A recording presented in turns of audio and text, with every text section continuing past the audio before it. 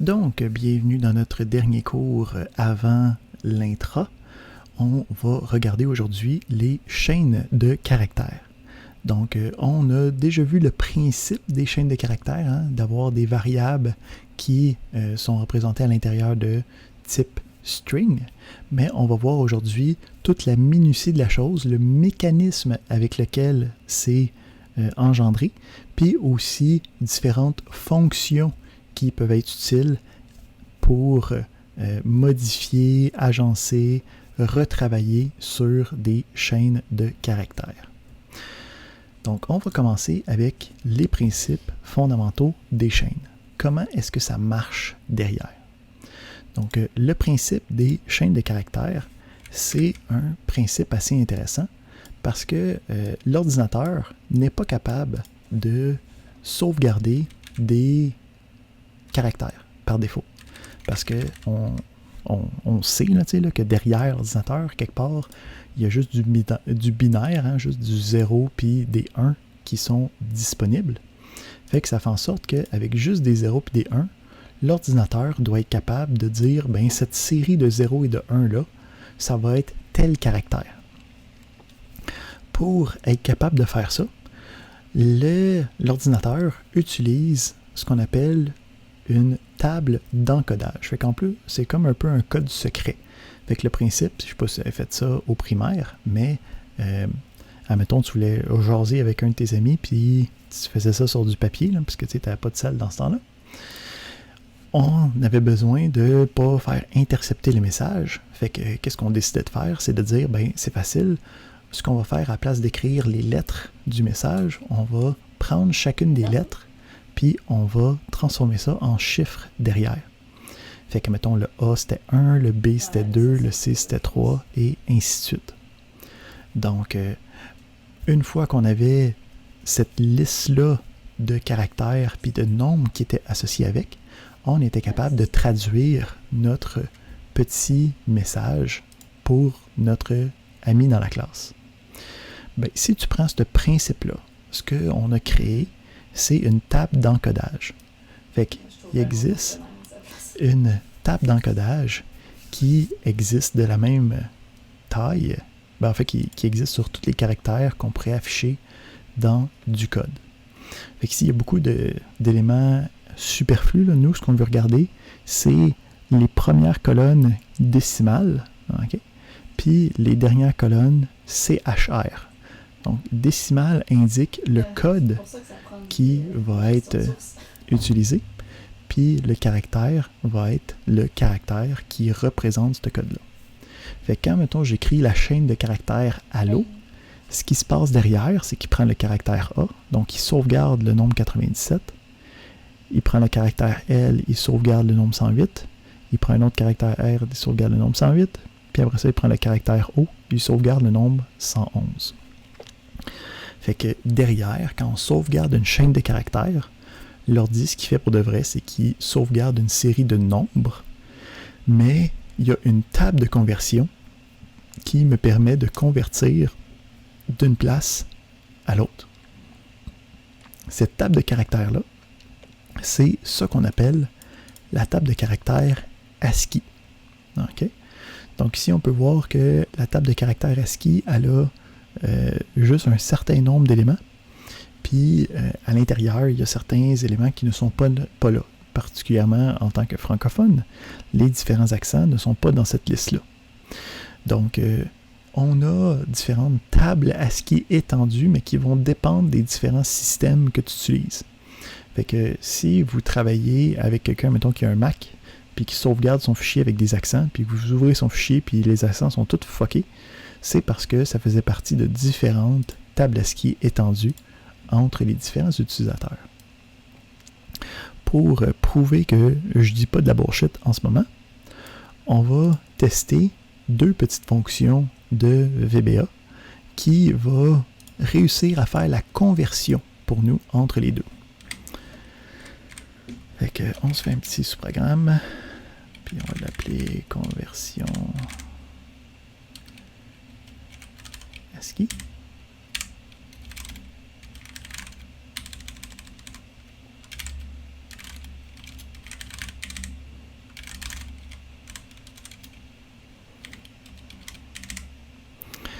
Donc, j'ai le caractère A que je vais essayer de voir c'est quoi le nombre ASCII à l'intérieur. Donc, on va ici regarder comment prendre ça puis aller retravailler avec. Ici, il y a quelqu'un qui demande, on n'a pas accès aux notes de cours, juste la présentation. Laisse-moi regarder. Oui, effectivement, j'ai oublié de le mettre, donc je vais le remettre après le cours. C'est juste, il n'est pas caché, là, t'as pas fait quelque chose de mal, c'est juste de ma faute. Excellent. Fait que, on veut essayer de trouver c'est quoi le code ASCII de A. Fait que, on a ici, si je fais un message box pour afficher le résultat de quelque chose, je peux voir ici la fonction ASC va retourner le code ASCII d'un caractère donné. Fait que si j'utilise ASC, puis je lui envoie la chaîne, donc on sait que c'est une fonction, cette affaire-là. Cette fonction-là prend un paramètre d'entrée. Le paramètre d'entrée, ça va être notre chaîne, puis il va retourner le code de ce caractère-là. Fait que quand je vais exécuter ça, ça me donne le 97. Puis si je regarde dans mon petit tableau, le A minuscule, c'est bien 97. Il faut faire attention, dans la table ASCII, les différents codes, OK, les majuscules et les minuscules ont différents codes. Si je veux réussir à faire l'inverse, donc si j'ai un nombre quelconque,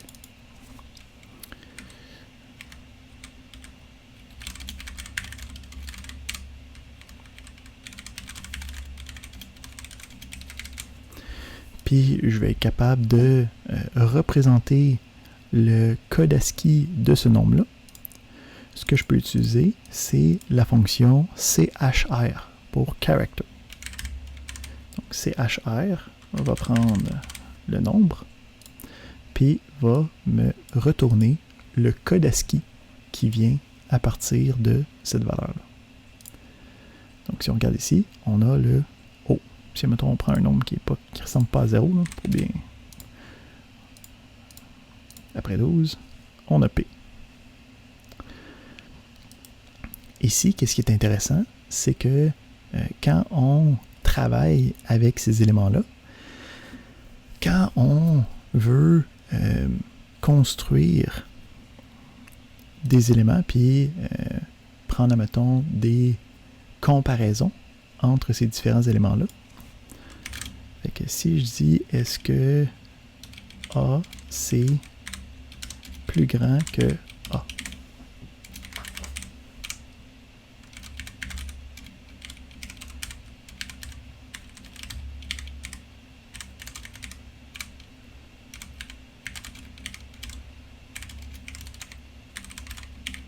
OK. On a ici un petit exemple. Donc, je regarde les grands A, puis je regarde est-ce que c'est plus grand que petit a. Fait que pour faire cette comparaison-là, qu'est-ce que ça va donner? Ça va regarder le code derrière. Donc, ça va avoir une comparaison par rapport à la chaîne de caractères elle-même. Ça va regarder les codes ASCII derrière, puis faire la comparaison avec ça. Fait qu'ici, à place de A, lui a considéré ça comme étant 65. Puis après ça, lui a considéré ça comme étant 97. Fait qu'on a ici 65, c'est-tu plus grand que 97? Non. Donc, ça l'a affiché le plus petit. OK. Donc, on est capable d'utiliser ça pour faire des conversions. Puis, on peut regarder dans la table ASCII. OK, on n'a pas besoin de savoir c'est quoi les codes par cœur, là, mais c'est intéressant de savoir c'est quoi les propriétés. Donc, on a la liste des lettres minuscules, on a la liste des lettres majuscules, on a la liste des numéros, OK, des chiffres. On a l'espace qui existe comme étant un code ASCII. Puis, ce qui est intéressant, c'est que les différentes séquences sont en ordre croissant dans leur numérotation. Ça veut dire que si je regarde entre D et F, je sais automatiquement que c'est toutes des +1 entre chacune des lettres. Fait que si, admettons, je veux aller chercher la 8e lettre de l'alphabet, ben, je peux dire, je prends la valeur de mon A, donc 97, puis je fais +8, ok, parce que ça va faire la 8e lettre de l'alphabet. Excellent. Donc, on a un petit exercice que je vais vous laisser faire après la période magistrale. Ensuite, on va regarder comment les différents opérateurs travaillent sur les chaînes. Donc, les différentes... premier élément, on a l'assignation. On a les opérateurs de comparaison, donc qu'on vient tout juste de présenter. Puis après ça, on a la concaténation, qu'on a aussi déjà vu ensemble pour être capable de mettre différentes chaînes de caractères ensemble. Donc, le principe, c'est il existe aussi le plus qui permet de donner une valeur numérique si une des deux expressions est numérique. Donc, comme exemple ici, je pourrais utiliser quelque chose comme ça.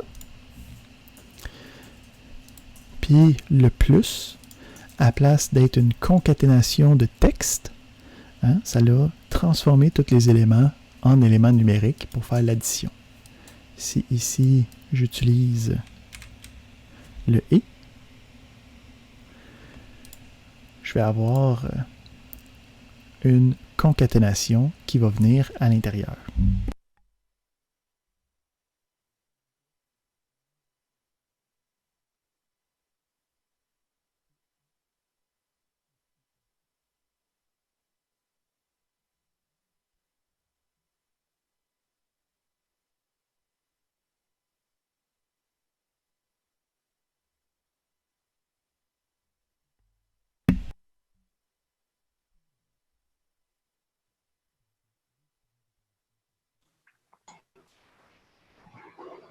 Je pense qu'on vous entend plus. Je sais pas si c'est mon ordi.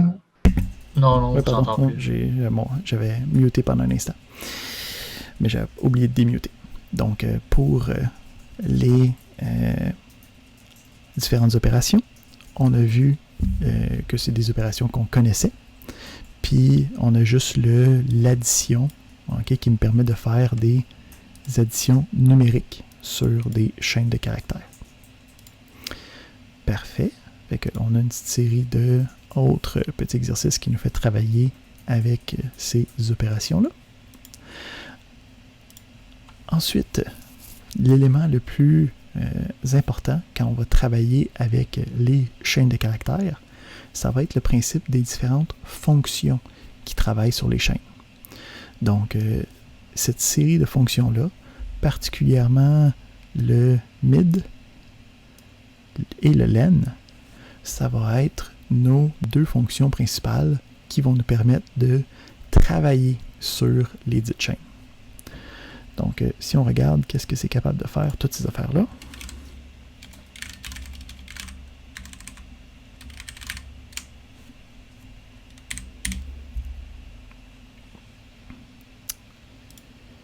ici,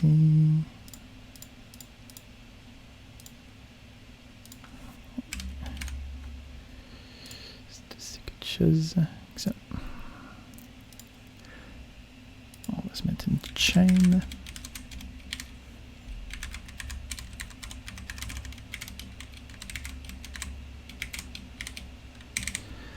Donc, on va regarder qu'est-ce que les différentes fonctions sont capables de faire. Fait que si on regarde le résultat de len, donc len, c'est un diminutif pour length.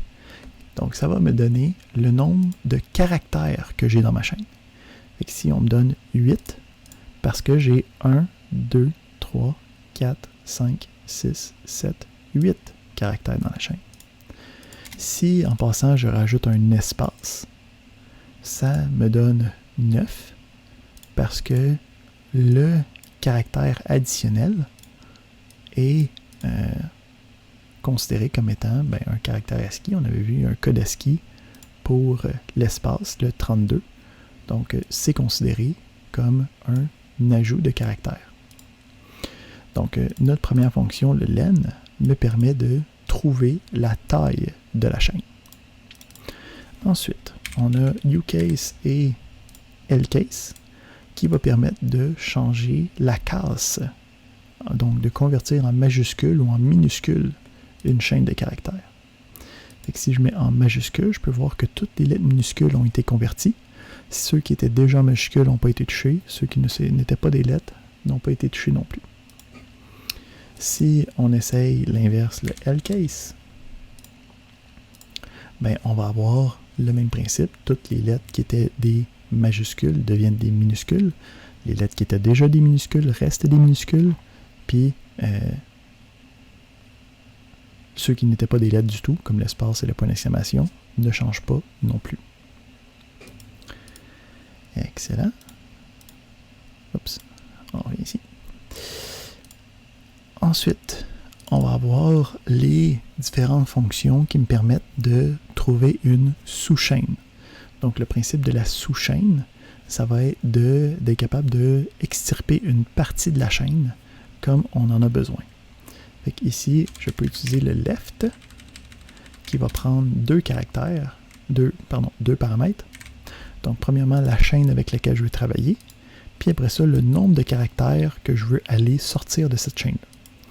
Le left va me permettre de partir de la gauche, le left, puis aller me chercher le nombre de caractères voulus. Fait que BON, ça a pris les 3 premiers caractères. Après ça, on a right. Même principe. On a les différents caractères. On a le right, on a la chaîne. Ça pogne les 4 premiers caractères. À partir de ce coup-là, attachez-vous bien là-dessus, à partir de la droite. Donc, on a à partir de la droite le point d'exclamation, l'espace, le R et le U qui sont retirés de la chaîne. On a ensuite le mid qui va être en fait celui qu'on va utiliser le plus. Donc, le mid va me permettre de prendre ma chaîne initiale, me dire à partir de quel caractère je veux commencer. Fait que, mettons ici, je pourrais commencer du caractère 2. Puis, la longueur de la chaîne que je vais aller chercher. Fait que le principe ici, c'est que ça va prendre ma chaîne bonjour, ça va partir à partir du caractère 2, puis ça va aller en chercher 3 caractères. Fait qu'on peut voir ici que ça me donne ONG, le ONG de bonjour, qui sont les caractères 2 à 4. Ensuite, les deux autres fonctions, c'est plus des fonctions utilitaires qu'on ne verra pas souvent. Le principe, c'est on a trim qui me permet, donc ici juste pour démontrer la modification, si je fais juste afficher la chaîne, je peux voir qu'il y a des espaces avant le bonjour. Puis si j'utilise trim, ça me permet de couper les espaces qui seraient avant le bonjour. On a aussi la fonction instr, donc instr, qui me permet d'aller regarder une chaîne à l'intérieur d'une autre. Donc, je peux aller chercher dans ma chaîne mettons qu'on cherche Joe. Fait que dans la chaîne, puis là, je vais aller enlever les différents espaces pour mieux s'y retrouver. Donc, je cherche la chaîne de caractères JO à l'intérieur de cette chaîne-là. Fait que si je regarde, qu'est-ce que ça me donne? C'est 4. Pourquoi ça me donne 4? Parce que ça me dit, j'ai réussi à la trouver à partir du 4e caractère. Si je recherche une chaîne de caractères qui n'existe pas, on va avoir juste 0 pour indiquer que je n'ai pas réussi à la trouver à l'intérieur de la chaîne. Donc, tantôt, j'ai dit que les deux éléments les plus importants, c'était le len puis le mid. Pourquoi? Parce que souvent, qu'est-ce qu'on va vous demander quand on va travailler avec les chaînes de caractères, c'est d'être capable de parcourir la chaîne de caractères et de regarder chacune des lettres dans la chaîne. Donc, pour être capable de faire ça, on va pouvoir mélanger ça avec nos connaissances des boucles pour être capable d'aller chercher chacun des caractères puis de prendre une décision quelconque. Fait que, mettons ici, je décide de me créer une fonction simple qui me demande de trouver le nombre d'un certain caractère dans une chaîne. Fait que je peux ici avoir, on va ici nb char, on a la chaîne, on a l'élément que je cherche, puis on a un nombre quelconque qu'il faut que je retrouve. Fait que pour être capable de travailler avec ça, il va falloir parcourir la chaîne. Donc, pour parcourir la chaîne, on va avoir une boucle. On va avoir... Oups. Fait que je vais pouvoir parcourir pour le nombre de caractères. Fait que, premièrement, pour dicter le nombre d'itérations de ma boucle, je vais pouvoir utiliser le length, okay, la fonction len, pour que ça itère pour chacun des caractères de ma boucle. Puis après ça, ce que je vais pouvoir aller chercher, c'est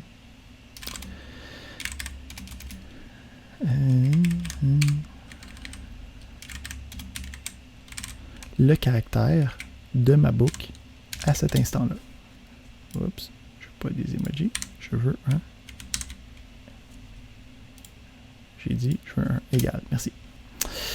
Donc, je vais pouvoir utiliser ma fonction mid avec ma chaîne à l'emplacement i pour un caractère à la fois. Fait que c'est ici, ça va me permettre de parcourir ma boucle. Si, mettons ici, on l'essaye. Puis, on va pouvoir juste tester ici. Donc, je reçois le len avec la chaîne. Avec le CHR, c'est message CHR. Fait que, oups, faudrait que je mette Tim I. Excellent. Tim I. Parfait. Fait que, Tim CHR. OK. Ici, je pense que CHR il est déjà pris. Il faudrait que je prends quelque chose d'autre. Merci.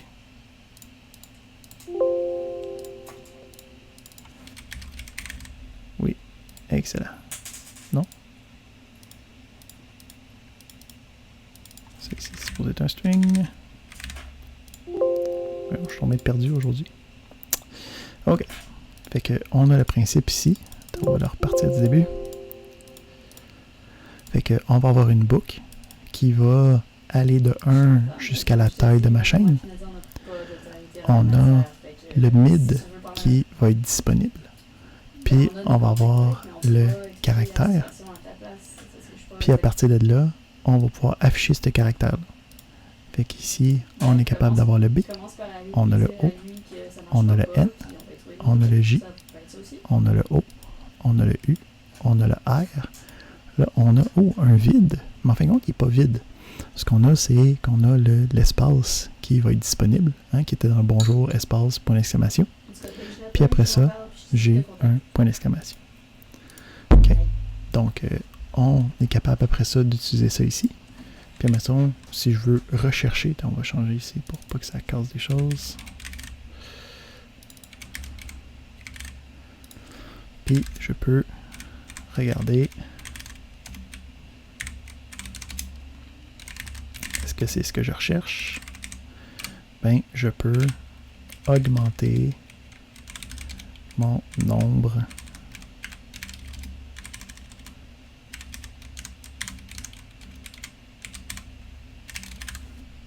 à l'intérieur.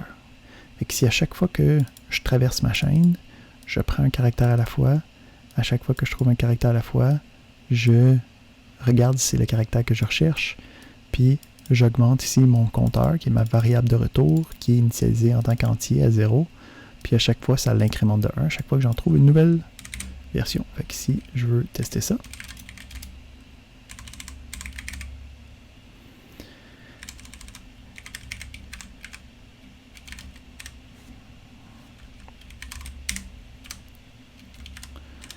Fait que je peux juste avoir un message box avec un test. Fait qu'ici, je peux marquer bonjour. Puis, je veux savoir il y a combien de O là-dedans. Fait que je veux trouver il y a combien de O. Ça devrait me retourner 2. Si je suis capable d'écrire correctement ce soir. Fait qu'on a 2 à l'intérieur.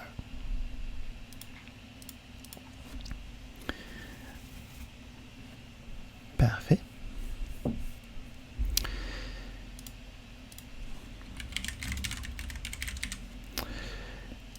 Excellent. Fait que ça ici, cette structure-là, où c'est qu'on utilise la book for avec le mid qui va aller chercher chacun des caractères, c'est quelque chose que je vous conseille d'être familier pour, je sais pas moi, une évaluation future qu'on pourrait avoir. À partir de là, on a encore une fois pas mal de séries d'exercices. Donc le principe, encore une fois, c'est de vous faire travailler avant l'examen intra de la semaine prochaine, puis considérant que on n'a pas de que c'était une matière qui n'était pas évaluée durant le travail pratique, je vous donne beaucoup d'exercices, puis on a aussi la série d'exercices habituels qui est disponible. Fait que ça fait le tour de la partie magistrale pour aujourd'hui. Comme pour les semaines précédentes, le restant du cours va être transformé en laboratoire.